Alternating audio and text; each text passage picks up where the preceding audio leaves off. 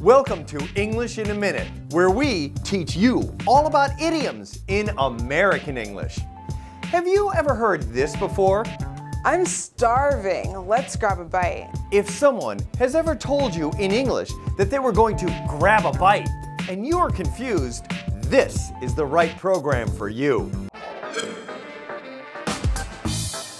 All this talk about food is making me hungry. Yeah, I'm starving too. Do you want to grab a bite? Sounds good. In American English, when you say you want to grab a bite, it means that you want to eat right away, or that you're interested in eating quickly.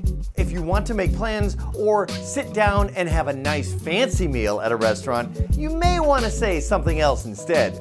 And that's English in a Minute.